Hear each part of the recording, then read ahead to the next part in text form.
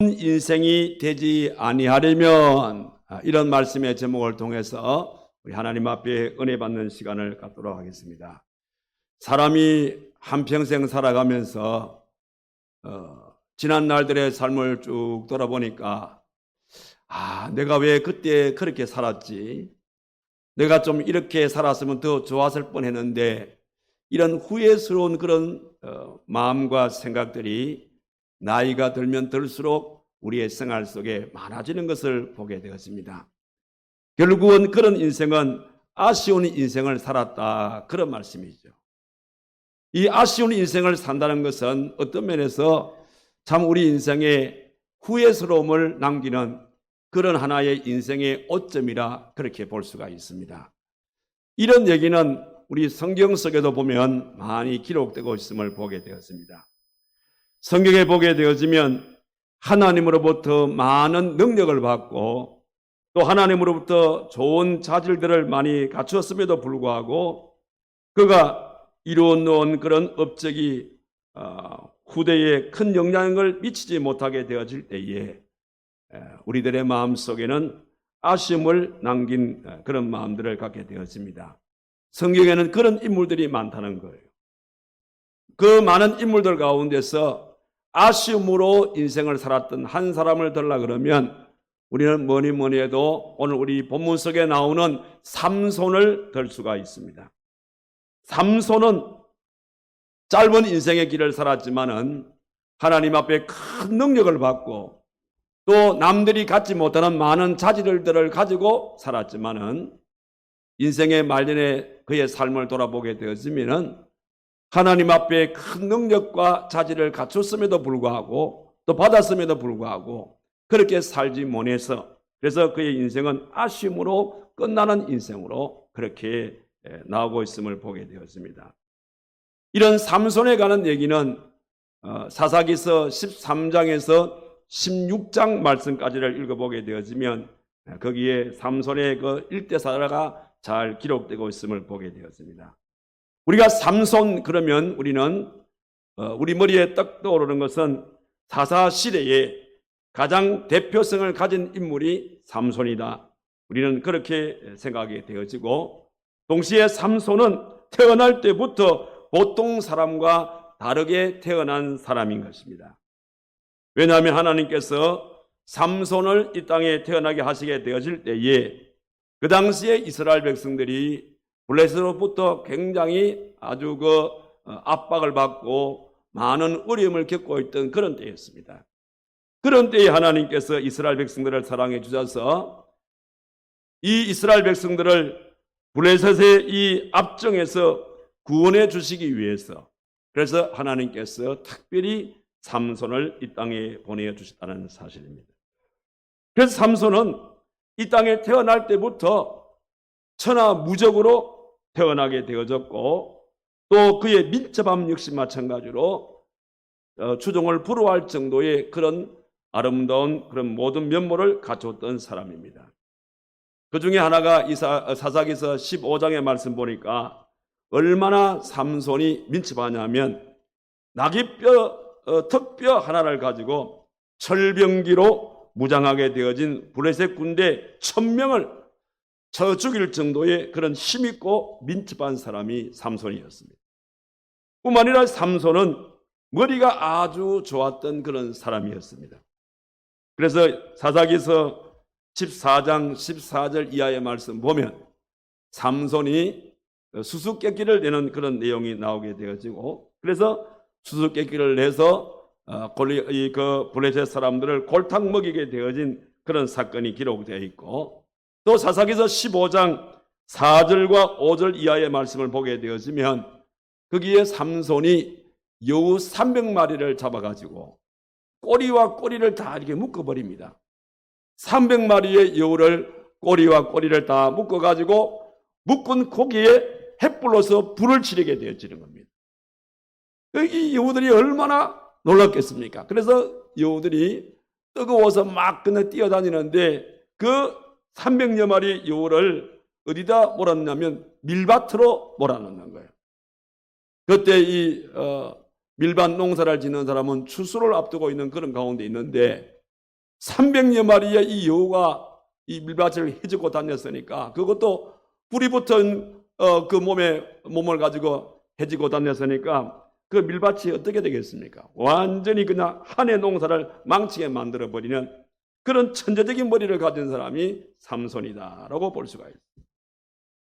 근데 삼손은 천하무적의 힘과 민첩함과 그리고 좋은 두뇌를 가졌지만은 그가 가진 능력에 비해서 이루어놓은 그런 업적에 비하게 되어지면 그런 아쉬움을 남기는 그런 사람으로 볼 수가 있다는 거예요. 오늘 이 본문의 말씀을 통해서 우리도 이 삼손처럼 아쉬운 인생을 남기지 않기 위해서는 우리가 어떻게 살아야 될 것인지, 오늘 본문이 제시하고 주고 있는 그 내용을 통해서 우리가 우리의 인생을 아쉬운 인생으로 살지 않기 위해서 어떻게 해야 될 것인지를 우리가 이 말씀을 통해서 몇 가지의 해답을 찾아보기를 원하는 겁니다. 자, 그럼 먼저 우리가 삼손처럼 아쉬운 인생을 살지 않기 원한다면 거룩하게 살려는 그런 분명한 신앙을 우리 마음에 간직하시라는 사실입니다. 여러분, 삼손이 어떤 자인지를 우리가 여기 읽은 말씀 가운데 7절의 말씀을 읽어보면 잘 나타나고 있습니다. 여기 7절의 말씀 보니까 그가 내게 이르기를 보라, 내가 임신하여 아들을 낳으리니 이제 포도주와 독주를 마시지 말며 어떤 부정한 것도 먹지 말라. 이 아이는 태에서부터 그가 죽는 날까지 하나님께 바쳐진 나실인이 됨이라. 그렇게 말씀했습니다. 그러니까 삼손은 이 땅에 태어날 때부터 이미 하나님께서 나실인의 삶을 살도록 그렇게 해서 이 땅에 태어나도록 했다는 겁니다. 여러분, 나실인이란 어떤 것을 말합니까? 나실인의 뜻은 무슨 뜻이냐면 성별되어 하나님께 바치는 그런 이제 삶을 일컬어서 나실인의 삶이라 그렇게 말합니다. 그래서 유대인들이 살아가면서 내가 어느 기간 동안 나는 나실인의 삶을 살기를 원합니다. 그렇게 선포를 하는 겁니다. 어떤 사람은 나는 일주일을 나실인으로 살고 싶습니다. 나는 한 달을 나실인을 살고 싶습니다. 나는 1년을 나실인을 살고 싶습니다. 이렇게 자기가 나실인으로 살고 싶은 자기 날짜를 자기가 정하고 나실인의 삶을 살게 되어지는데, 이 삼손은 하나님께서 이 땅에 태어나게 하는 그날부터 평생 동안 하나님께서는 이 삼손을 나실인의 삶을 살도록 그렇게 이미 작정하시고 삼손을 이 땅에 보내주셨다는 겁니다. 자, 그렇다면 나실인의 삶을 사는 사람은 세 가지의 금기령이 있습니다. 절대적으로 나실인의 삶을 사는 그 기간 동안에는 이 일을 범해서는 안 되는 겁니다. 만약에 어떤 사람이 나는 나실인의 삶을 살겠습니다 라고 선포하고 난 다음에 잘 지켜오다가 나는 40일 나실인의 삶을 살고 싶습니다 하고 선포하고 오다가 우연히 39일째에 죽은 시체를 만나게 보게 되었다 가정합시다. 그러면 이 사람은 지금까지 39일 동안 나실인의 삶을 살았던 것이 다 헛것으로 돌아가 다시 원점으로 돌아가서 새롭게 출발할 정도로 나실인의 삶을 살기를 원하는 사람은 그런 차원에서 세 가지 금기령이 있는데, 그 세 가지가 무엇인가 하면, 첫째는 포도나무 소산이나 독주를 절대로 먹어서는 안 되는 겁니다. 왜냐하면 이 포도나무에 나는 소산과 독주는 세상을 유혹하게 되어지는 그런 것과 같은 것이기 때문에, 그러면서 우리가 하나님 앞에 가장 기쁨을 드릴 수 있는 삶을 살기를 원한다면, 그래서 이런 것들을 멀리하라 그런 뜻입니다. 그래서 포도나무 소산이나 독주를 금하는, 이것이 첫 번째의 금령이고, 두 번째는 삭도를 절대로 머리에 대지 말라. 그렇게 오늘 읽은 말씀 5절에도 그렇게 말씀이 기록이 되어 있죠. 왜 삭도를 머리에 대지 말라 했냐면, 이 나실인으로서의 이 머리카락은 바로 힘과 왕성한 생명력을 상징해 주고 있는 바로 그런 것이기 때문입니다. 그러니까 머리카락을 길게 자라게 하는 것은 자기의 온 힘을 다해서 나는 하나님 앞에 헌신하며 살겠습니다. 그런 상징적인 의미로서 머리카락을 자르지 아니하고 길렀다는 사실인 겁니다. 그 다음에 셋째는 시체를 가까이 하지 말라. 민수기 6장 6절과 8절의 말씀 보니까 기록이 되어 있습니다. 왜 시체를 가까이 하지 말라냐면 시체란 것은 죽음을 의미하는 겁니다. 이 죽음이란 것은 결과적으로 죄로 인해서 저주의 대가가 죽음이라는 사실인 겁니다. 그래서 나시린은 시체를 가까이 해서는 안 된다는 거예요. 그러니까 나시린은 항상 죄를 멀리하고 구별된 그런 삶을 살아라. 그런 차원에서 나시린에게는 이 세 가지의 금령이 내려지게 된 것입니다. 그런데 삼손의 삶을 우리가 돌아보게 되어지면 삼손은 자기의 출생에 대한 특별한 이런 생각들이 없었던 것입니다. 그는 나시린의 자존심이 전혀 없었다는 사실인 겁니다. 그래서 삼손은 하나님께서 금령을 내렸던 술도 마시게 되어졌고 또 이방 여자도 가까이 하게 되어졌고 시체도 가까이 하게 되어지는 그런 이제 사람으로 전락할 수밖에 없던 것입니다. 자, 이런 모습을 보게 되어질 때에 이런 모습이 세상적인 관점에서 볼 때에는 야, 정말 사나이다운 사나이 같다. 정말 멋진 사나이 같다. 세상의 관점에서 이 삼손을 볼 때는 그렇게 볼 수가 있어요.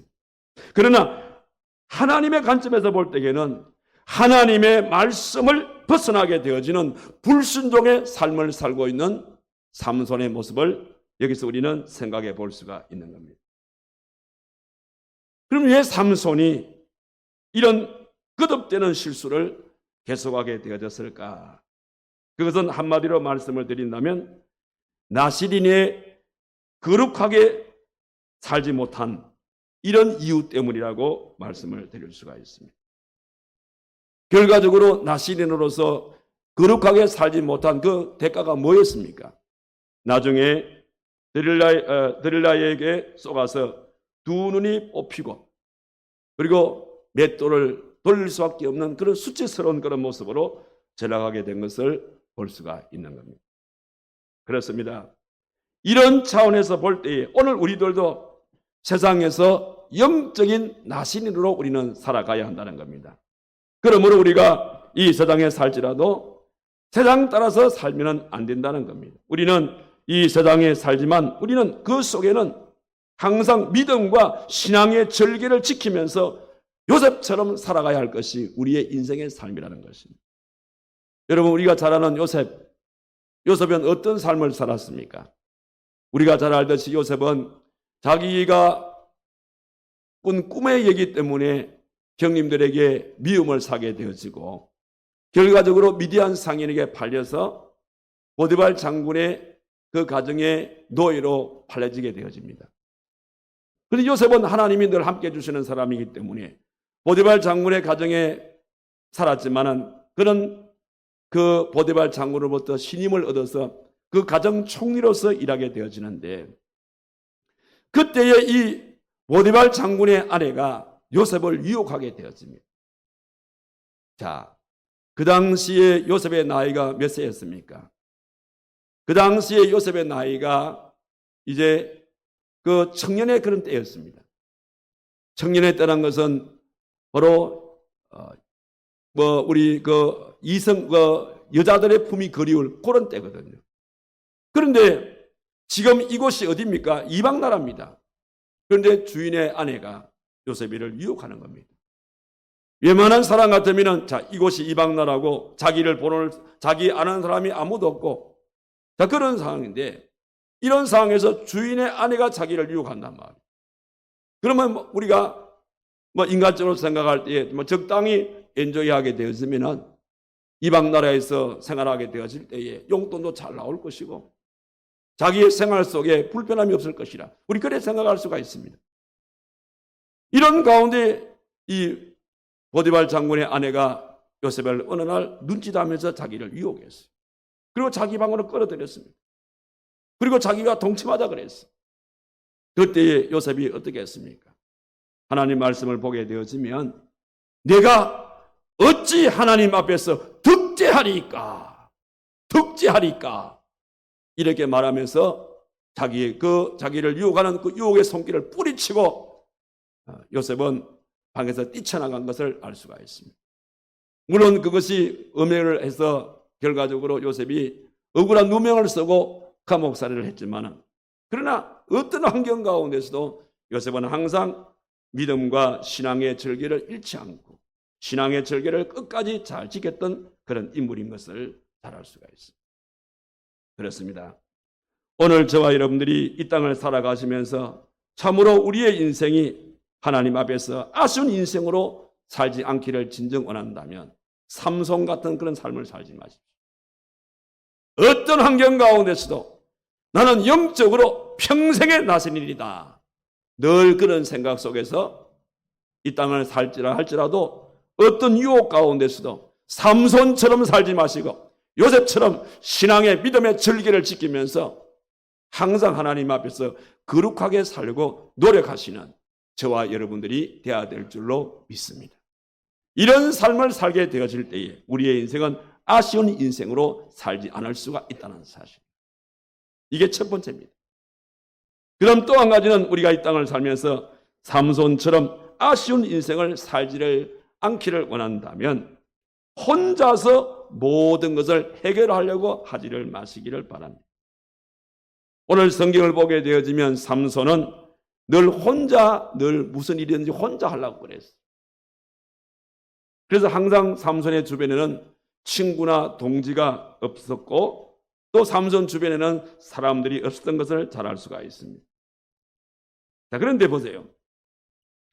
똑같이 블레셋 사람들과 싸우면서 어떤 사람은 승리를 거두게 되어지고 어떤 사람은 또 패배를 하게 되어지는 이런 일들이 있는데 그 중에 늘 승리를 거두는 사람이 누굽니까? 다윗이었어요. 다윗은 늘 블레셋과의 전투를 하게 될 때에 혼자 하지 않습니다. 하나님 말씀을 읽어보게 되어지면 다윗에게 생명을 바칠 600명의 용사가 있었다는 거예요. 그러니까 다윗은 항상 어떤 일을 할 때에 혼자 하지 아니하고 자기를 돕는 자기의 동기들과 함께 힘을 모아서 일을 행함으로써 전쟁을 하든 뭘 하든 항상 승리했던 것을 우리는 잘 알 수가 있습니다. 그러나 삼손은 항상 혼자였어요. 주변에 사람들이 없었다 이 말입니다. 그러면 왜 삼손의 주변에는 사람들이 없었을까? 제가 생각할 때는 두 가지 이유 때문에 싶어요. 첫째는 뭐냐면 삼손이 워낙 뛰어난 사람입니다. 뛰어난 삼손이 볼 때에 웬만한 사람들의 그 하는 행동이 자기 마음에 안 차는 거예요. 어떤 일을 한다 하더라도 왜 저 정도밖에 못하지? 이렇게 할 정도로 자기하고 이게 게임이 안 되는 거예요. 그러니까 차라리 내 혼자 하지. 늘 그런 마음을 가졌기 때문에 삼손의 주변에는 사람들이 없었지 않겠느냐 이런 생각이 되어지고, 또 하나는 뭐냐면 이스라엘 백성들이 볼 때에 블레셋 사람들이 너무 강한 겁니다. 너무 강한 이 블레셋 사람들을 삼손과 함께 한다 할지라도 이길 수가 있겠느냐.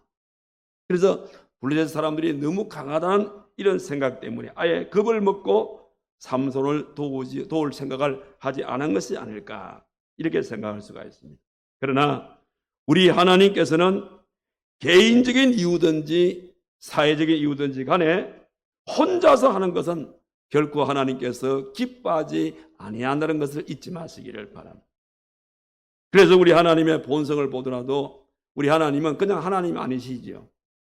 우리가 하나님의 그 본성을 보면 하나님은 삼위의 하나님이라고 그래요. 성부 하나님, 성자 예수님, 성령 하나님으로 분리주고 있습니다. 이 삼위 하나님 역할이 뭡니까? 성부 하나님은 천지 창조하신 하나님, 성자 예수님은 우리를 죄에서 구원하신 우리 하나님, 성령 하나님은 우리를 도우시는 하나님. 이렇게 하나님께서는 혼자서 하는 것을 원치를 않습니다. 그러므로 우리의 신앙생활 역시 마찬가지로 혼자서는 안 된다는 겁니다. 성도가 교회 생활을 할 때에도 절대적으로 혼자 하려고 하지 마시기를 바랍니다. 신앙의 동력자들을 가급적이면 많이 확보하시기 바랍니다. 기도의 동력자, 전도의 동력자, 헌신의 동력자. 또 그 외에도 여러분들 선교의 동력자, 이런 동력자들을 좀 많이 확보해서 그들과 함께하게 되어질 때에 하나님은 더 기뻐하신다는 사실인 겁니다. 이런 차원에서 우리 활천제일교회가 이 코로나 전국이 이제 끝날 무렵에 또 새로운 도약의 발판을 구축하기 위해서 이달 26일 날 또 새로운 중직자를 뽑는 그런 투표를 하게 되었습니다. 오늘까지 이제 2차 마감을 해서 오늘 정기 당일을 통해서 최종적인 공천자를 이제 공천을 할 거게 될 건데, 제가 대충 이제 지금까지 들어온 것을 보니까 한 40여 명 정도가 지금 신청을 해요. 장로님의 후보 4명, 그 다음에 또 안수집사, 그 다음에 권사 후보까지 해서 한 44명 정도 지금 현재 들어와 있습니다. 자, 이런 일을 하는 것은 뭐냐면, 활천제일교회가 하나님께서 이 땅에 이곳에 교회를 세워주신 것은 하나님의 기본 뜻이 있게 되어지고, 그 뜻을 이루어드리기 위해서는 혼자서 할 수가 없어요. 목사 혼자서 할 수가 없습니다. 장로 우리 몇 분들이 할 수 없는 겁니다. 이 일을 더욱더 아름답게 해나가기를 원한다면 우리 모두가 한마음 한뜻이 되어져서 하나가 되어져서 함께 힘을 합치게 되어질 때에 이런 아름다운 일을 더 효율적으로 해나갈 수 있기 때문에 하나님께서 근본에 이런 기회를 우리들에게 허락하신 줄 믿습니다. 오늘 이 자리에 오신 여러분들 가운데서 가끔 제가 전화를 해보게 되어지면 내가 생각할 때는 지금까지의 신앙의 모든 생활을 쭉 체크해 볼 때에는 이 정도 같으면은 하나님 앞에 일꾼자로 세움을 받을 수 있겠구나 하고 전화를 해보면은 거꾸 사양을 합니다. 그걸 왜 그러냐니까 부족해서. 그러면 내가 그분이 부족한 것을 하나님이 모르시겠어요? 그분이 부족하다는 것을 목사님이 모르고 전화했겠습니까? 다 부족해요. 하나님의 눈으로 볼 때는 다 부족한 사람들입니다. 부족하지만은 하나님께서 때가 되어짐에 우리를 불러서 우리를 이 땅에 보내신 목적을 이루시기 원하시는 거예요. 여러분, 인간의 제일 되는 목적이 뭐죠? 하나님을 영화롭게 하고 그를 영혼으로 즐겁게 되는 거 아닙니까? 내가 하나님을 영화롭게 하고 하나님을 영혼으로 즐겁게 되는 것이 내가 완전 무결해가지고 그렇게 하라 이 말입니까? 아니지 않습니까? 하나님은 태초부터 우리가 약하다는 것, 우리가 부족하다는 것 다 알고 계십니다. 그러나 하나님의 뜻은 뭐냐면 어떤 다른 것을 통해서 영광받으신 것이 아니라 부족하다고 느끼는 우리 인간들을 통해서, 우리들을 통해서 하나님께서는 영광 받으시기 원하신다는 사실인 거예요. 그래서 우리 인간의 제일 되는 목적이 하나님을 영화롭게 하고 그를 영원토록 즐겁게 되는 것입니다. 어떤 면에서 하나님께서 이런 귀한 기회는 때가 되어져서 우리에게 이런 귀한 기회를 주신 겁니다. 나를 너무너무 잘 아시는 하나님께서 이번에 이런 기회를 주신 것이라 이 말이에요. 그러시다면 여러분들, 내가 부족해서라는 이 말 정도는 안 하시는 게 좋아요. 이미 그 사실은 하나님 알고 계시기 때문에. 더욱이 그런 것은 하나님께서는 일을 맡길 때에는 일만 맡기는 하나님이 아니지 않습니까? 그 일을 감당할 수 있는 힘과 능력을 부어서 그 일을 맡기시는 분이 우리 하나님이라는 사실을 믿으시기 바랍니다. 그래서 여러분들 보십시오. 똑같은 성도라도 평신도로서 섬길 때하고 교회의 중직을 맡아서 섬길 때는 다릅니다. 우리가 봐도 말이 다르고 행동이 다르고 그분의 생활이 다 달라요.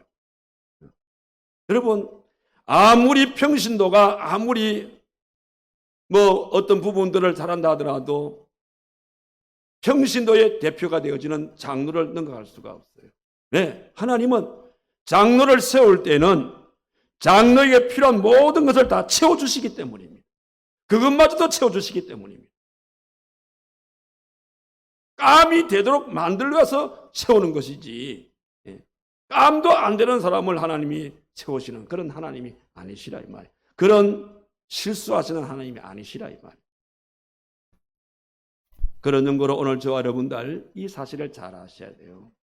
그래서 아직 마음의 결단을 내리지 못하고 기도 중에 있는 분이 계신다면 오늘 이 말씀이 하나님의 음성으로 여러분들이 받으시고 아멘의 마음, 순종의 마음으로 꼭 이 일에 동참해 주시면 좋겠어요. 그래서 하나님의 뜻을 이루어 나가는 이 일에 쓰임받는 여러분들이 꼭 되기를 주님의 이름으로 축원합니다. 여러분, 혼자서 하는 것이 아니라 함께 하는 것이 얼마나 귀하냐면 보십시다.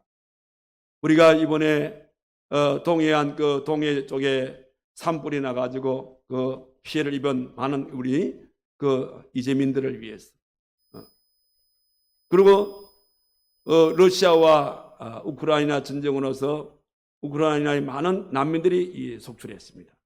그 난민들을 위해서 우리 교단이 이들을 위해서 주님의 귀한 사랑을 나눌 수 있는 그런 특별한 헌금을 한번 하자. 우리 교회도 동참을 했습니다. 전국에 약 2,300여 교회가 동참하게 되어졌는데, 우리 교회가 동참했는데 우리 교회가 만약 우리 교회 단독으로 하게 되었으면 아주 미약합니다. 우리는 몇백만 원밖에 못 했어요. 그런데 지난주에 우리 사회복지 세미나를 하면서 지금까지의 모금이 얼마 됐는지 제가 한번 알아보니까 제가 깜짝 놀랐어요. 지금까지 모금된 액수가 7억 5천만 원 되더라고요. 아마 제가 볼 때에는 우리 교단 산하에서 지금까지 이런 모금 운동할 때에 이렇게 많이 모금된 것은 별로 없는 것 같아요.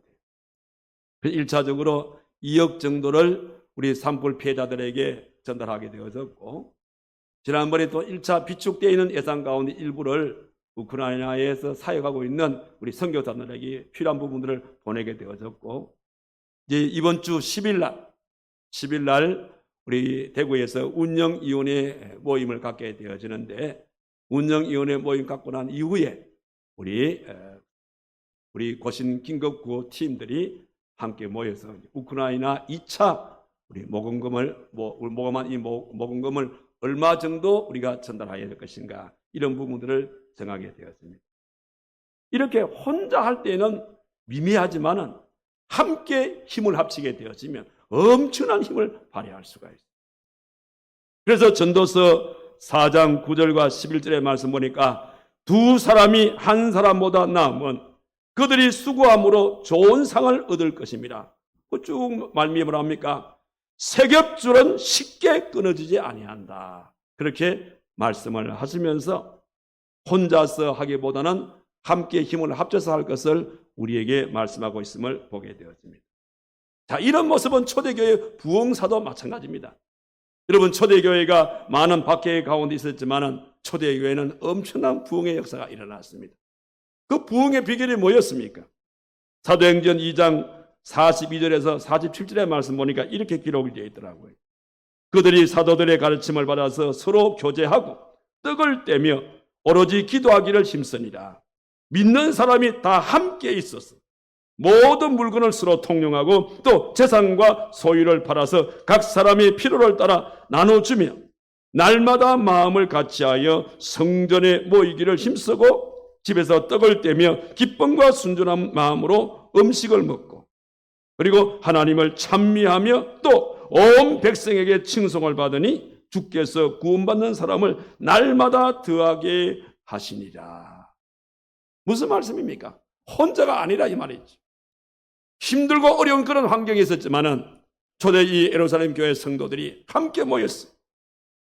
함께 기도하고 함께 교제하고 함께 주의 복음을 전하게 되어질 때 이런 엄청난 기적의 역사가 일어나게 되었다는 사실입니다. 미국의 어느 중학교에서 일어난 일입니다. 한 중학교 2학년 여학생이 암에 걸렸어요. 암 수술을 받고 난 다음에 항암 치료를 한단 말이에요. 요즘은 이제 이 치료법도 바뀌어지고 약도 참 이제 암에도 이제 암도 머지않아 이제 불치병에서 벗어날 거예요. 제 친구 한 분이 건강이 안 좋아지 암 치료를 이 항암 치료를 받고 있는데, 옛날에는 이 항암 치료하면 머리가 다 빠진다 아닙니까? 너무 독하기 때문에. 요즘은 항암 치료를 받으면서 뭐냐면 영양제도 나와주고 머리 안 빠지는 그런 또 이 약도 이렇게 동시에 나와주는 것 같아요. 그러니까 항암 치료 받아도 머리가 빠지고 뭐 기력이 세지고 이런 것이 이제 없어져 버렸어요. 그 정도로 의학이 많이 발달된 것입니다. 그런데 이 아이는 그 전에 일이다 보니까 이 아이가 중학교 2학년 여학생이니까 사춘기 아닙니까? 항암 치료를 받으니까 머리가 다 빠져버린 거예요. 학교를 가고 싶어도 창피스러워서 학교를 갈 수가 없어요. 그 소식을 알게 된 한 친구가 어느 날 등교 시간에 이 아이를 찾아갔어요. 왜? 학교 가자고, 같이 가자고. 그런데 그 친구를 찾아간 이 친구의 머리 모양이 어떤 모양이냐면 항암 치료를 해서 머리가 다 빠져있는 그 아이처럼 머리를 팍팍 깎고 그냥 삭발을 하고 이 아이에게 간 거예요. 왜냐하면 혹시라도 아이가 이질감을 가질까 싶어요. 그래서 이 항암 치료를 통해서 머리가 다 빠져있는 아이가 자기 친구가 왔는데 머리를 삭발하고 왔단 말입니다. 그러니까 친구가 깜짝 놀라면서 아니 너는 암도 안 걸렸는데 왜 머리를 그렇게 삭발했느냐 이래 물으니까 아니 너와 함께 같이 학교 가려고. 그래서 이 친구가 거기 용기를 얻고 자기 친구를 따라서 학교를 갔어요. 학교에 가서 자기 교실 문을 여는 순간 더 깜짝 놀란 거예요. 왜 놀랐냐면 자기 반 아이를 모두 다 이 아이를 위해서 다 삭발을 한 겁니다. 다. 만약에 그렇게 하지 아니하고 이 아이 혼자만 암투병 생활로서 항암 치료 받는 과정 물이 빠진 그 모습으로 만약에 혼자 있게 되었으면 이 아이가 어떻게 학교 오겠습니까? 사춘기에 있는 이 아이가 그 어려운 시기를 어떻게 적응해 나가겠습니까? 그 친구들이 그 아이를 위해서 다 같이 삭발해 주게 되었죠.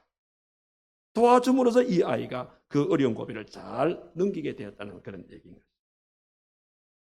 여러분, 우리의 신앙생활에는 독불장군이라는 게 없어요. 절대적으로 내가 하겠다, 내 혼자 하겠다, 나만 할 거야. 우리 성도는 그런 용어를 써서는 안 돼요. 그분이 혼자서 아무리 뭘 잘한다 하더라도 하나님은 그분이 한 일에 대해서는 별로 기뻐하지 않습니다. 하나님이 참으로 기뻐하는 것은 뭐냐면 좀 부족하다 할지라도 혼자가 아니라 우리 모두가 다 함께 힘을 합쳐가지고 한마음 한뜻이 되어졌어요. 그 일을 행하게 되어질 때에 하나님께서는 그 일을 가장 기뻐한다는 사실입니다. 그런 점으로 오늘 저와 여러분들이 땅을 살아가시면서 참으로 아쉬운 인생을 살기를 원치 아니한다면 개인의 여러분 이것이 가정의 일이든 이것이 교회의 일이든 간에 어떤 일이 내게 주어졌을 때에 내 혼자 하려고 하지 말고 삼손처럼 혼자 하려고 하지 마시고 다윗처럼 서로 간에 힘을 합쳐서 행하게 되어질 때에 그런 과정을 통해서 아쉬운 인생은 내 삶 속에서 사라지게 되어지고 하나님께서 기뻐하는 그런 아름다운 인생을 살아갈 수가 있다는 사실입니다. 이런 사실을 기억하시고 이번에 특별히 우리 중직자 투표를 앞두고 오늘 신청 마감일인데 아직 주저하고 계시는 분이 계신다면 이런 연유에서 이게 하나님의 뜻이로구나. 하나님께서 목사님을 통해서 내게 이렇게 전화도 하게 만들었구나. 이렇게 그것을 하나님의 뜻으로 잘 받아들여서 순종하십시오. 그러게 되어질 때에 하나님께서는 여러분을 통해서 큰 영광 받아줄 줄로 믿습니다. 이런 마음으로 여기 임하시고 그렇게 함으로써 아쉬운 인생을 살지 않는 하나님이 참으로 기뻐하는 아름다운 인생을 사시는 저와 여러분 되기를 주님의 이름으로 축원합니다. 그 다음 또 한 가지는 무엇인가 하면 우리는 삼손처럼 아쉬운 인생을 살지 않기를 원한다면 중요한 얘기입니다. 반드시 기도로 하나님의 도움을 구하시기 바랍니다. 한번 따라합시다. 반드시 기도로 하나님의 도움을 구하자. 믿습니까? 그렇게 살아가요. 그런데 본문 속에 나오는 삼손은 그의 전 생애를 돌아보게 되어지면 삼손이 기도했다는 말이 없어요.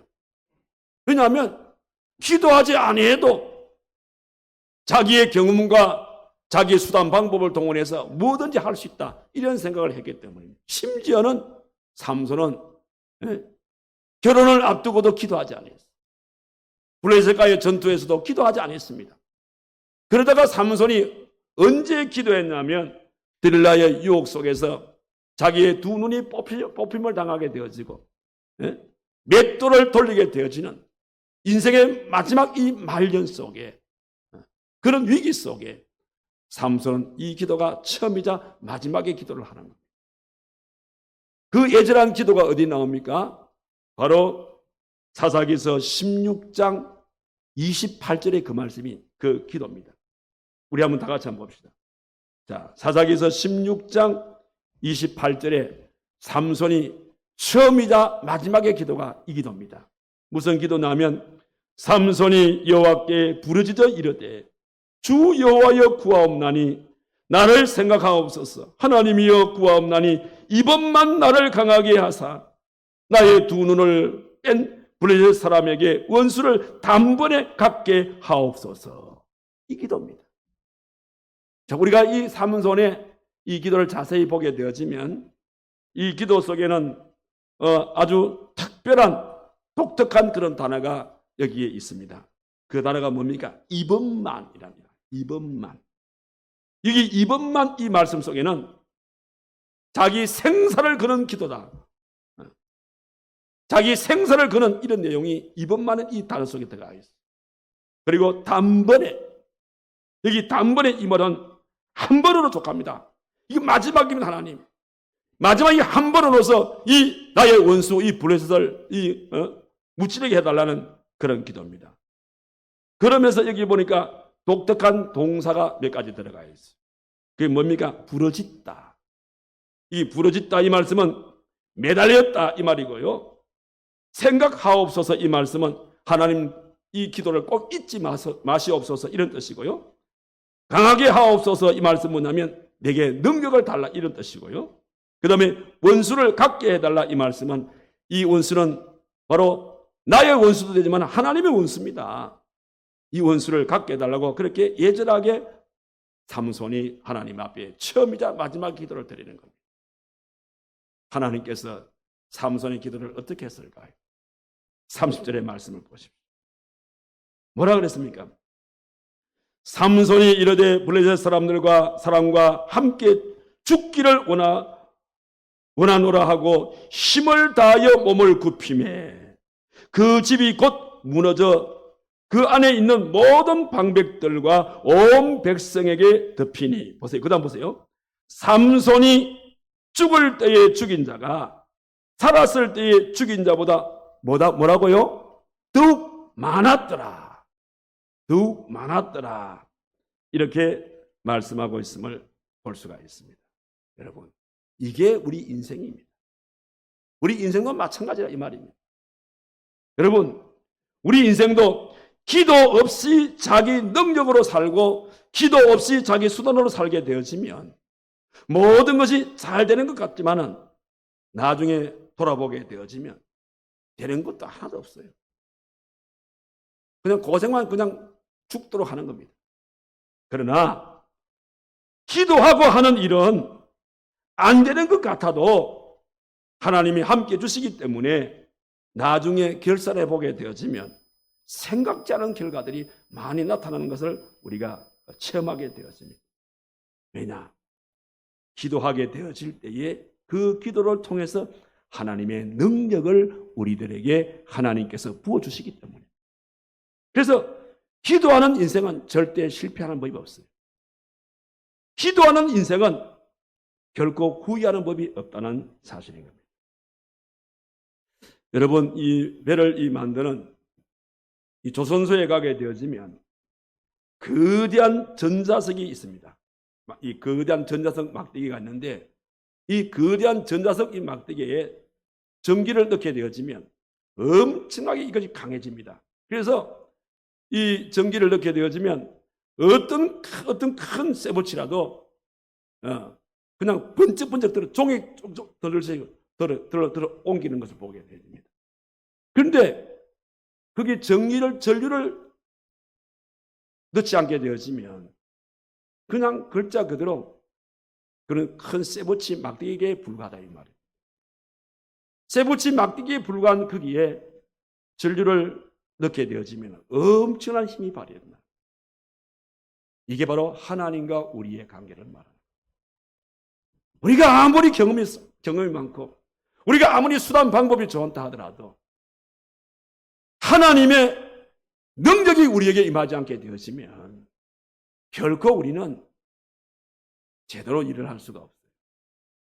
그러나 내가 아무리 부족하고 내가 아무리 경험이 부족하다 할지라도 하나님의 능력이 임하게 되어지면 그 하나님의 능력에 의해서 우리는 무엇이든지 행할 수가 있다는 사실입니다. 그래서 이사야서 40장 30절과 31절에서 뭐라고 고백합니까? 여호와를 앙망하는 자는 새 힘을 얻으리니 독수리의 날개치며 올라감 같을 것이다. 그렇게 말씀하고 있습니다. 그래서 오늘 저와 여러분들이 삼손처럼 아쉬운 인생을 살지 않기를 원한다면 때를 얻든지 때를 얻지 못하든지 하나님 앞에 부절히 기도해서 하나님의 능력을 공급받아서 우리의 인생을 꽉 찬 배추처럼 풍성한 인생을 살아갈 수 있는 저와 여러분들이 되어야 될 줄로 믿습니다. 이런 삶이 이 땅을 살면서 우리가 아쉬운 인생으로 살지 않는 유일한 길이 되어지는 겁니다. 그런 용어로 오늘 귀한 말씀을 오늘 저들이 배웠습니다. 우리 인생이 이 땅에 살면서 아쉬운 인생으로 살지 않기 위해서는 삼손처럼 살지 말자는. 그러면서 우리는 하나님 앞에 나는 평생에 내 일생에 나는 영원한 영적인 나신이라 생각하시고 이 땅에 산다 할지라도 늘 우리는 구별된 그러면서도 우리의 신앙의 절개를 지키면서 거룩하게 살아갈 수 있는 우리들이 되어야겠고 동시에 우리의 생활 속에 하나님 앞에 일할 때에도 뭔가 혼자서 뭘 하겠다. 나는 혼자 할 것이다. 이제는 그런 생각을 버리십시오. 하나님이 원하시는 것은 혼자서 무엇을 이루는 걸 원하는 것이 아니고 모두가 합심해서 합력해서 선을 이루기를 원하시는 것이지 절대적으로 혼자서 하는 것을 원치를 않습니다. 그래서 우리의 생활 속에 정말 내가 하나님 앞에서 아쉬운 인생을 살지 않으려면 주님을 위해서 일합시다 할 때는 빠지는 게 대수가 아니에요. 다 하나님께서 이번에 내게 기회를 주었구나. 우리는 기회를 써서라도 거기에 그 대일에 우리가 합류하려고 애를 써야 됩니다. 그래야 여러분들이 인생이 아쉽지 않아요. 그리고 일을 행할 때에도 나의 경험과 나의 수단과 방법을 앞세우지 마시고 나는 부족한 사람입니다. 나는 막대기같이 연약한 사람입니다. 하나님이여 나에게 하나님의 능력을 공급해 주십시오. 능력을 공급해 주실 때에 내가 능치 못할 일이 없는 줄 믿습니다. 이런 마음을 가지고 하나님의 능력을 받아서 일하게 되어질 때에 우리의 인생은 아쉬운 인생이 아니라 하나님께 영광을 올려드리는 인생, 우리의 생활 속에 만족한 그런 아름다운 인생을 살아갈 수가 있는 겁니다. 이런 삶을 사시는 저와 여러분 되기를 주님의 이름으로 축원합니다. 기도합시다. 은혜로우신 살아계신 하나님 아버지, 귀한 말씀을 통하여서 우리의 인생이 하나님 앞에 살게 되어질 때에 아쉬운 인생으로 살지 아니하고 하나님 앞에 만족한 인생으로 살 수 있는 길이 무엇인지를 삼손의 실수를 통하여 우리 마음에 큰 도전을 받게 해주신 것 너무나도 감사를 드립니다. 우리는 영적으로 이 땅에 산다 할지라도 우리는 영원한 평생의 나신이라는 사실을 기억하고 요셉처럼 신앙의 절개를 지키면서 매사에 거룩하게 살아갈 수 있는 믿음의 성도들이 되도록 도와주시고 또 일을 행할 때에도 내 혼자 내 경험과 내 수단 방법을 동원해서 하는 것이 아니라 우리는 미약하기 때문에 우리가 함께 힘을 합치지 아니하면 할 수 없다는 사실을 기억하고 그 일이 우리에게 주어질 때에 우리가 함께 그 일에 합류할 수 있는 그런 믿음을 가지고 함께 일하여서 주의 뜻을 이루어드리는 믿음의 성도들 되도록 도와주시고 일을 행할 때에도 내 경험이나 내 수단이나 내 방법을 앞세우지 말게 하시고 전적으로 하나님 앞에 기도해서 능력 받아서 주신 능력을 통하여서 그 일을 행하여서 하나님께는 영광이 되어지고 생활 속에는 말할 수 없는 구원의 기쁨과 감격을 가지고 우리 남은 인생을 복되게 아름답게 살아가는 활천제일교회의 모든 성도들 되게 하여 주시옵소서. 예수님의 이름으로 기도하옵나이다. 아멘.